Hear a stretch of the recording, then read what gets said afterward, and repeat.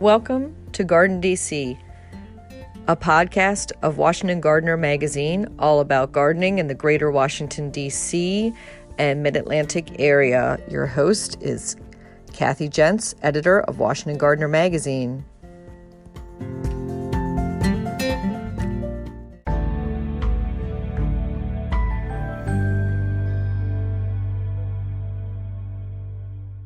This episode, we're talking to Kimberly Roman, an expert on square foot gardening and all things edible growing. Hi, Kimberly.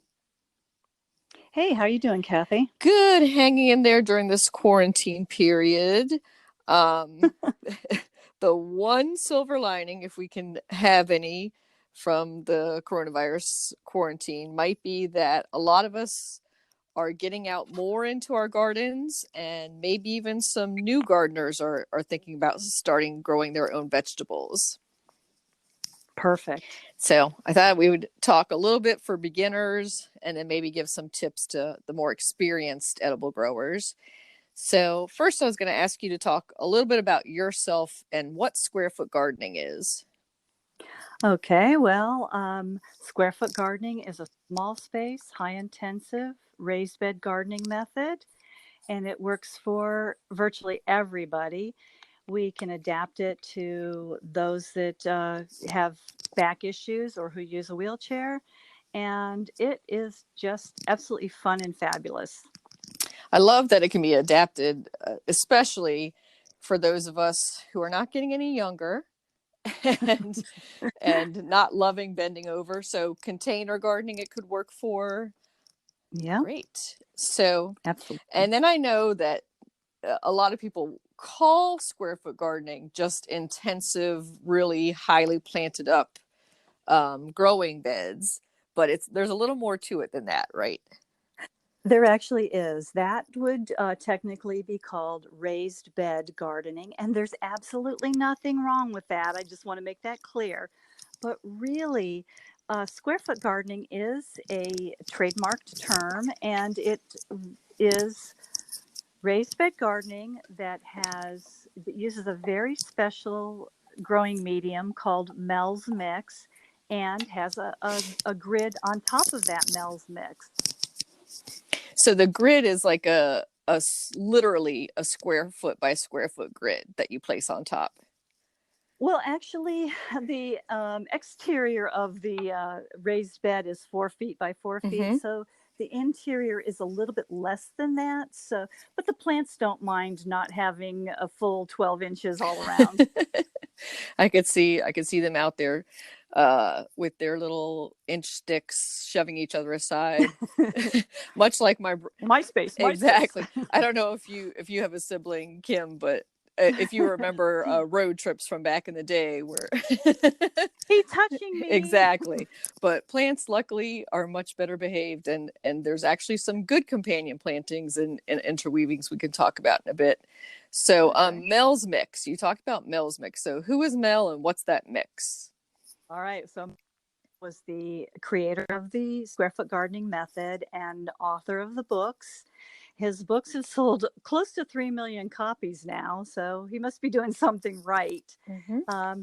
And the Mel's Mix he found to be a really great growing medium, and it is basically 1/3 by volume, 1/3 peat moss, fluffed peat moss, or you can use cocoa coir, 1/3 of coarse vermiculite, and 1/3 of a really good blended compost that has at least 5 ingredients in it. Mm-hmm. So you can blend our own according to that recipe. Is there some place in the Mid-Atlantic region we could get it, say by the yard or by the bagful? Well, we're very fortunate up if you happen to be up near Aberdeen, Maryland, there is Veteran. He actually makes the great. If you're not near Aberdeen, they do deliver in bulk. So they have bulk deliveries in a certain area. So I don't think much farther than Northern Virginia, very top of Northern Virginia, and no higher than really southern Pennsylvania. But he Great. has some satellite sites in a few towns that you can go and pick up bagged material. Hmm. That's great. And because I know some of us, we want to start our whole raised beds with new inputs every season, or we just want to top dress with some of that new mix and would just need a bag or two at a time. Absolutely. And I was going to have a side note mention that Veterans Compost was profiled in Washington Gardener magazine recently and also on our blog. And they're pretty easy to find if you just Google Veterans Compost. Actually, it's Um, singular, veteran compost. Compost, correct. Yep. So, and we know Aberdeen, Maryland. You could throw that in there too Yep. to get the Google search a little more narrowed for you. So we've got our planting raised bed. We've got full of the Mel's mix. We maybe put our grid down. So this time of year, mid-March to late March, what would you be putting in those grids? Well, we would be putting in things like arugula, leaf lettuces, your kales, your greens, your brassicas, like your Mm-hmm. broccoli, cabbage, peas, and beans would be a great choice for this year too. Hmm. And do you do a lot of root vegetables? I know Yeah, yeah, yep, like we can do yeah, radishes and carrots and that's of course true. beets. That's So I was true. gonna, Love them. yeah, circle back on the brassicas because I was just talking to a couple beginning gardeners, and my personal opinion is not to do brassicas in, in our region, except for the kale. Okay. I think leafy kale, the dinosaur kale, the curly leaf kale, all of that you'll probably have okay success with. But for beginner Mm. gardeners, I find especially broccoli, Brussels sprouts, and cauliflower can just be so heartbreaking. It can, but I think with broccoli, what people need to realize that there are cool weather broccolis and some that like a little bit more heat. Mm-hmm. Also, they make the mistake of not realizing if they've bought sprouting broccoli instead of heading broccoli. Mm-hmm. So those are just two things for them to think about. But pest problems are pretty bad with The brassicas. brassicas. Yeah, I was gonna say that's part of the issue is um, not just selecting the correct broccoli for our region, but also that the white we get the little white cabbage moth Mm-hmm. planting his or her. I guess it's a her in Her. this case. Hmm. I guess we're not having any hermaphrodite insects, but yes, her eggs, and you'll find them if you pick up a leaf, even on your kale, but any of your brassicas. Check under the leaves pretty much daily or every time you visit the garden, and they're almost look like little perfect little plastic circles. Um, and to scrape those off with a thumbnail really is all you need to do. You know what I do is I take a Mm-hmm. dedicated raised bed for Mm-hmm. anything that does not need pollination, and I just permanently cover it with some netting that allows the Mm-hmm. light to go through but does not allow the moths to lay eggs. Yeah, that's another great tip is to use a row cover. Sometimes it's called remay cloth, Mm-hmm. Reemay, or just some type of netting that would block an insect from coming and depositing eggs on that plant. So that's a great thing. And of course, you need to kind of tack it down around the edges because moths and other insects not just fly, but they will come along the ground too. Absolutely. And the all the coverings that you mentioned are great because they do allow the rain or water to come in. So Remay and other brands of cover cloth, I like them because they're woven together in such a way that they're not going to rip in March winds. So we do get occasional Ah. windstorms, and at the end of March, especially in early April. That way, if you've got these like kind of fused fabrics versus say using an old sheet, which Yes. might turn into tatters pretty quickly Oh, in a windstorm. Yeah. guess what? I lost you again. Okay. Do you Okay. hear me? I can hear you now. Okay. So let's go. I'll start from the tearing. Okay. Okay. So 1, 2, 3. I also like to use cover cloth that's been spun, not woven. And Remay is one of those brands because in March winds or April storms, it doesn't tear, say like a old cotton sheet would. And also I can stab through it several times with my landscape pins, and also not worry about that I'm damaging an old sheet or that it's going to be in tatters after a big storm. Oh, that's a thought. Mm-hmm. So let's talk really quickly about another springtime pest problem besides that white cabbage looper moth, which is slugs. Yuck. So they're a serious enemy, just not of the brassicas, but they love tender lettuces just like we do, and spinach. Yes. Or yeah, they just leave those little nasty trails all over the place. Yeah, that's one of your clues. Get up in the early morning and look out for that little slime trail, because a lot of times you'll see the damage. You'll come out later in the day and you'll see holes in some of your plants, but you won't know what did it because they're back under a board. They like especially to be in, like if you have a wood edge to your raised bed, that's where they like to go and spend the heat of the day and then come out at night. Yep. So is there anything special you do for slug damage? Oh, I've heard people put a little thin strip of little copper metal Mm-hmm. around the top of their raised bed, and I've heard other people use diatomaceous earth, Mm-hmm. and others say that they use like crushed eggshells. I don't know. I don't use copper, and I've not really tried the other two. Mm-hmm. I don't have a tremendous amount of slug problem here. Yeah, I have a little bit of a problem only in the vegetable patch around my hostas. I used to have a Hmm. little bit of slug damage, and that's when I would do the crushed eggshells, thinking that it can't hurt. And Yeah, I yeah. would I would always put the eggshells in the microwave for a minute after you've obviously cooked eggs, just the rinsed eggshells in there, just to kill any E. coli or anything that might be in there. And you're Hmm. adding calcium back into the garden, so there's no harm, no foul for adding eggshells. Um, Exactly. in my vegetable garden, I'll sprinkle on the edges sluggo, which is just Yep. iron phosphate. And again, it's not going to harm anything um, plant wise. And actually, the iron could help your soil. So that's one Absolutely. thing you could do. Yep. You're right.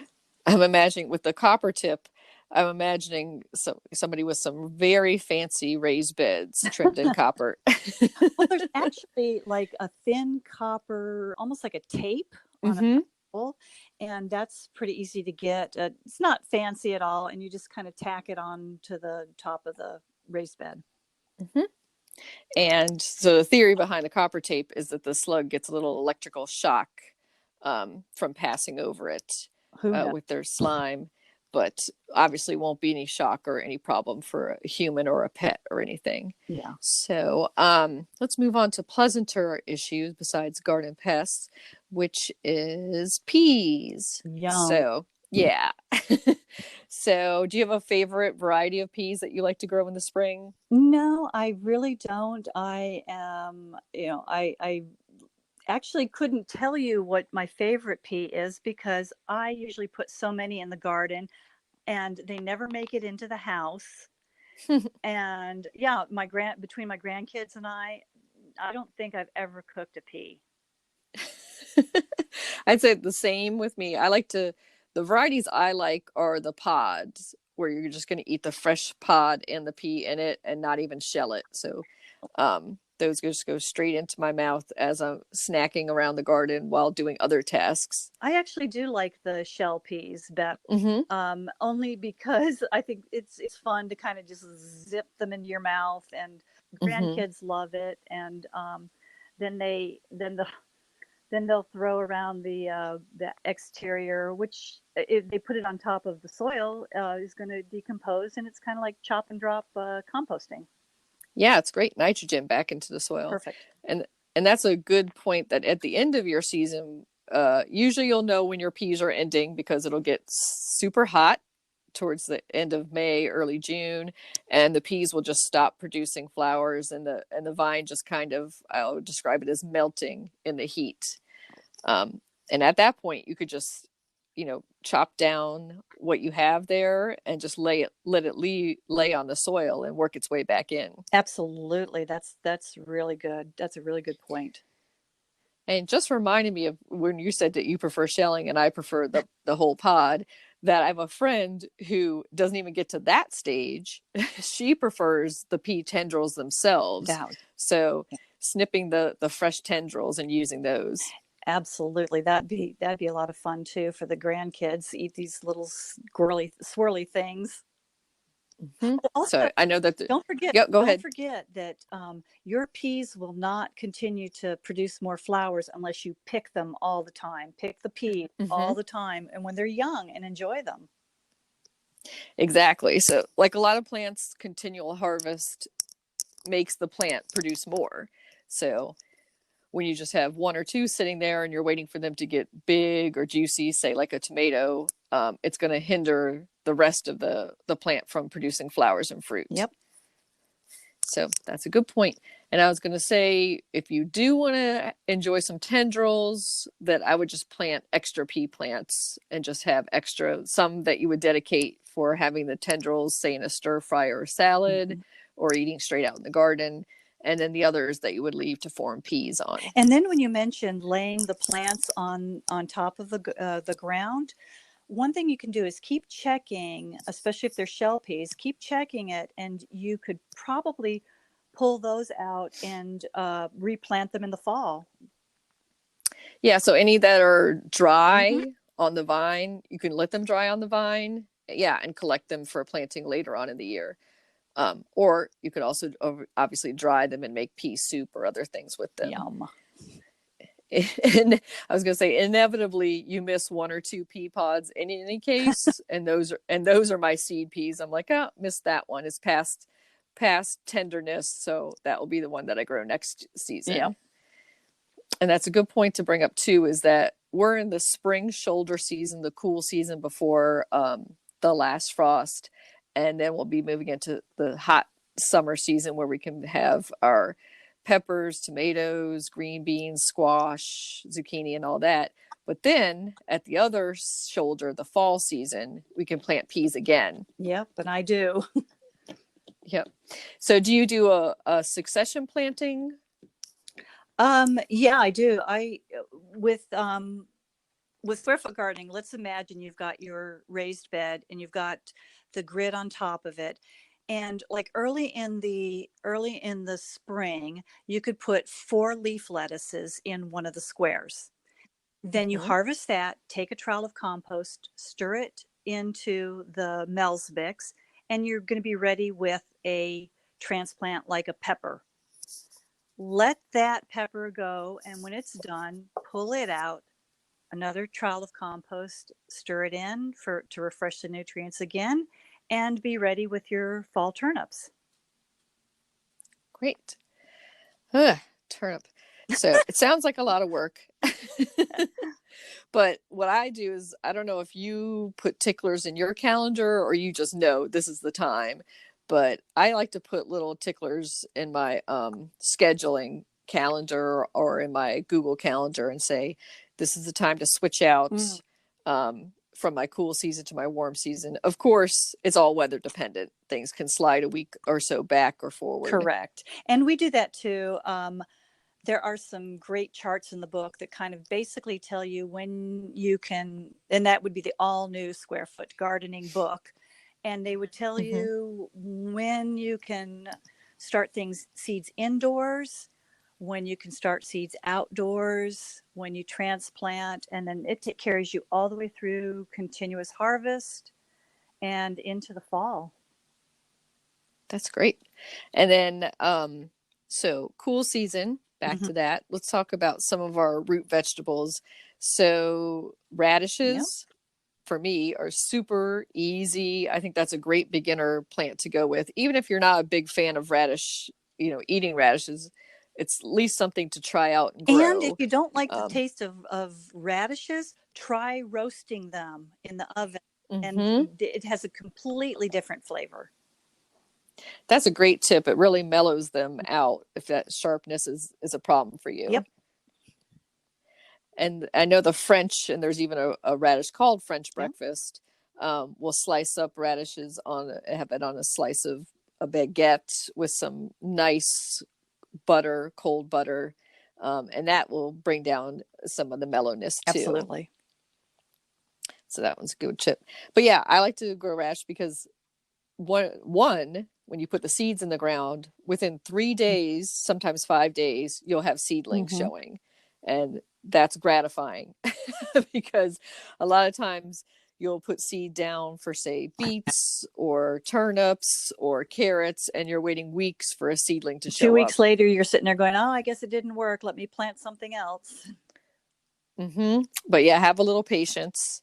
So that's what's great about radish. And you can, from seed to harvest, when you have a radish actually up and in your hand to eat, it could be 45 And that's days. great for children too, to a little bit of, hmm I don't want to say instant gratification, but yeah, But certainly quicker than a lot of other edible yes, plants, because carrots are notoriously really long to germinate. It sometimes can take 3 to 4 weeks for you to even see a baby yeah. seedling. The Unfortunately, other thing about unfortunately, it's not Mhm. something you can start indoors either because root crops just really don't like to be transplanted. Correct. Yeah, it's really tough to do them either in containers or indoors just because they don't like to be transplanted at all. They don't like, obviously, because they're root vegetables, their roots disturbed Yeah, at all. So I was also going to say that a lot of the seedlings, like radishes, lettuce seedlings, arugula, you can grow for yeah, microgreens. And that's one thing you could start indoors. So, say you didn't have outdoor growing space in a garden plot or raised bed, you could grow just the starts of them and harvest them for your salad. absolutely. I would ask people to read up because they really do want to get microgreen seeds in that case because they Mm-hmm. are not sprayed with anything that could might be sprayed on regular radish seeds or I mean arugula seeds or something like that. Mm-hmm. Yeah, I know that Botanical Interest is one of the companies that sells microgreen Mhm. packages and blends especially made just for that. So what you're spending a lot of money on at like gourmet salad shops or at the grocery store, you can pretty quickly get a flat of nice microgreens that you just take your kitchen scissors and cut a handful and sprinkle that on top of your salad or on a sandwich or on a soup. Yeah, absolutely. As a matter of fact, I have been munching on sunflower microgreens and Hmm. beets. I've got beet and peas and cilantro and something else. I love cilantro, but I was going to ask you to describe some of the difference in the tastes because I know that there's a huge difference between the sunflower microgreen and, say, the beet microgreen. Absolutely. It kind of, with the beet especially, it kind of almost intensifies because it is such a small package and you're getting all the nutrients in there. And it does just like you were saying how it takes them a long time to pop up in the garden. It really is kind of like a slow microgreen to grow. So that's and then but Mm-hmm. the sunflower is really good. It's just got this great crispness to it. And you normally, of course, you don't normally eat the plant part of a sunflower. You usually eat that seed. Yeah. So it's a nice taste, and it's not really describable because there's nothing like it. Mm-hmm. I think the closest would be a green bean. That Hmm. would still not quite that taste, but I think the texture and maybe the taste of a sunflower microgreen, that would be the Yeah, I think closest you're to right. it. Something in that genre. Yeah, So let's go on to herbs because that's something that if you're buying fresh herbs at the grocery store or at a farmer's market, it's a little pricey, but growing your own is so economical. right. Now, Mel Bartholomew actually wrote a book called High Value Veggies, and in it, he took Hmm. in a lot of things into consideration and determined your kind of return on investment for different things. So, off the top of my head, I know he's thinking potatoes. Potatoes are easy to get at a farmer's market or the grocery Mm-hmm. store very inexpensively. But he says that herbs are number one. If you have no space and only have a little bit to grow something, herbs by far and away are your best investment. And at that time, it's a little bit of an older book, but at that time, he was saying that cilantro, I think, was $25 per square foot that you could Wow. end up saving by growing your own. Mm-hmm. Yeah, I know cilantro's come down in price a little Yeah. bit as it's gotten more popular, but still, I would say a packet of seeds of cilantro is what, Yeah. 2.95 Yeah. probably. And I think what people miss on cilantro, miss out about knowing about cilantro, is that it doesn't last forever in the garden. It Mm-hmm. it does have to be like every couple of weeks you would want to start another square or another pot of cilantro. Exactly. And it hates our heat and humidity in the Yep. summer. So it kind of peters out by that end of May period. And that's when it bolts, or is another word for setting flower. So it'll send up a flower shoot. And then after the flower forms, then it goes to seed. And guess what? Those seeds are edible. My goodness, coriander. Yes, so AKA coriander. So let your cilantro, by mid-May, I'd say let it go to seed, and then, put a paper bag over it, snip the plant off at the bottom and turn it upside down and shake out and let those seeds dry. And of course, some of those should be reserved for planting in the fall. Absolutely. Another thing is, I've heard this. I'm not 100% sure if it's true, but if you're growing cilantro in like a pot or in a square, it likes to have Mm-hmm. two plants near each other. They like to have a friend. So, Interesting. not sure if that's 100% true, but that's what I've heard. That I can see why, because it is such a tender green, that it would almost lay down flat on the Mm-hmm. ground, Hmm. without the support of a friend or neighbor. So I could see that. So I could see why you'd want to plant cilantro either thickly or in like little groups of Yeah. seeds. And it plays well, at least with other Mm-hmm. cilantro. The only problem is if you interplanted it, say, among carrots or something No. else, then it's hard because it'll take Yeah, over. not so good. Yeah, in that way, it's not a good companion. So some other herbs for this time of year would be parsley, which is fairly easy for Very. beginners. And I was trying to think of another leafy green that they could get started at this time. Any Leafy ideas? green. Um, hmm. Well, anything like bok How about? choy type thing, or Mm-hmm. yeah, anything that says green, Asian greens, tatsoi. Oh yeah, those are really Yeah. tasty too. And then there's the whole spinach Mm-hmm. family. So you can do lots of different spinaches. And again, at the seedling or microgreen stage, if they're sowed pretty thickly and you want to thin them out, you can just take some kitchen scissors out to the garden and snip off a few and graze as you Absolutely. go. Um, So mhm. I would Or always, just let them yeah, lay I would always down. say with to people like they always want to, if they go out to thin everything out in their garden, they're like, oh, it's a cute little baby plant. I don't want to kill it. And I'm like going, give me the scissors. That's a microgreen. I'm eating it. Do you know how much those cost at Trader Joe's? Yeah, I tend so with my interns who are usually new to gardening, it's tough to get them to thin the plants. So say with a radish, where we sow it pretty thickly, we plant the seeds pretty thickly. You want to thin them out to one plant every couple inches to give the plant and the radish space to develop.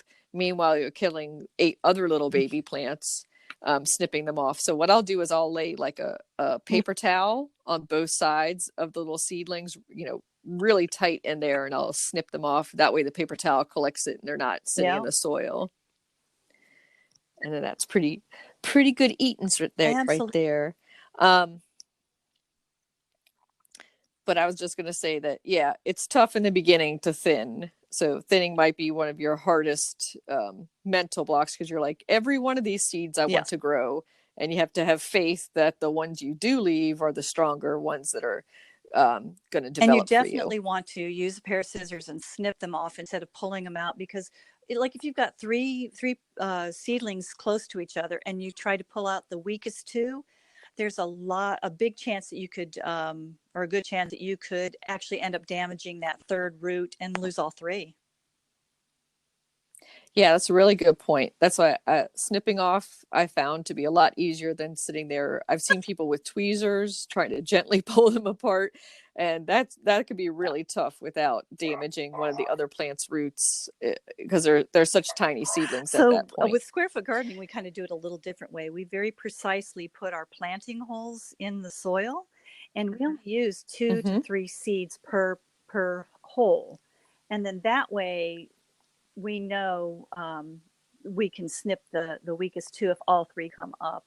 But like if there's Mm-hmm. like leaf lettuces, which would be 4 per square, if something green pops up in the middle, I know it's a weed, and I don't have to wait for it to get big enough to identify as a weed to pull out. Mm-hmm. That's a great tip. I know a lot of us who are beginner vegetable gardeners.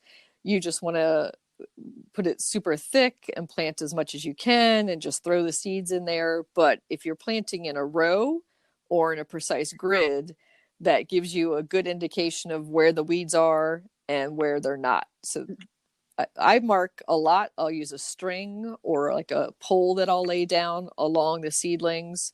And that way I know on this edge of the pole, if it's coming up, it's a weed. If it's on the left side, that's what a Oh, plant I that's a want to great keep. idea. Yeah, it helps a lot in the beginning, especially when you're a beginner and don't recognize, say, what a baby radish looks like or a I baby still carrot. don't until it's at least over a half inch penis. Yeah, one of my projects on my long to-do list is like one day I'm going to make a slideshow or a children's book that's like baby vegetables and shows the seedling stage of every little vegetable versus every weed. But there's always new ones coming up, so you'll never cover all Correct. of them. So, in our last few minutes together, I was going to ask you, what other projects are you working on now besides tending the vegetable garden? Well, let's see. While I'm on Corona watch, I'm actually working on a gardening book, but it's a little bit different because it's, based on, allocating your garden space based on your chronic illnesses. So it's a little bit Hmm. different, and I'm working on some online, gardening classes, and I have no life other than my gardens. Just kidding. No, but yeah, Welcome but to the club. Yeah. grandkids are keeping me busy. Long distance, I'm still getting in the middle of the night. I have to learn to turn my notifications off, or my Hmm. 10-year-old granddaughter will be pinging me. But yeah. Great. And how can people find you Sure. Well, the online? easiest way, and where I fall down a lot on social media because I kind of do that for a living, so my own goes by the wayside. But I'm pretty active on Facebook, and my page is Square Foot Gardening, the number 4 and the letter U. Square Foot Gardening for you. Oh, Yep. that makes it super easy. And wait a All second. right. I So, just thought about my website is SFG, the number 4, the letter U, sfgforyou.com. There we go. oh, that makes it even better and a lot easier to type. All right. Well, thank you so much, Kim, for joining us for this session. I know a lot of us are getting out there in the garden and feeling the itch to grow something and to put a positive impact on the planet Earth Yeah. at this time of year. And maybe in a few weeks, we'll be eating from those Amen. gardens. All Thanks, right. Kathy. Thank you, Kim. Plant profile Forsythia. This early spring blooming shrub is a mainstay of area gardens and parks.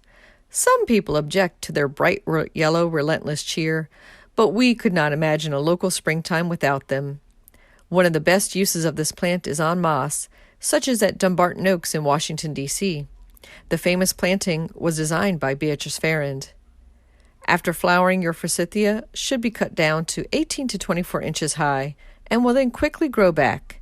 This tough garden plant needs at least 6 hours of full sun for reliable flowering each year. It likes well-draining soils enriched with organic matter. We recommend mulching around it each fall with partially composted leaves. The shrub can reach 8 feet tall and 5 feet wide. If space is an issue in your garden, recent introductions like Sunrise and Gold Tide are more compact. Forsythia is very easy to propagate. Often a branch will touch the ground and take root. Just cut that branch off from the mother plant, dig up the roots, and transplant it. You can also guide a branch down, place a rock on it, then come back a month or so later to check on if it has rooted yet.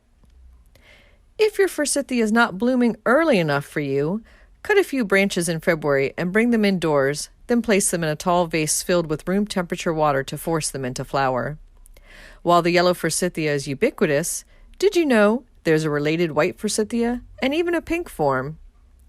Try planting a forsythia bush in your garden today. You can grow that.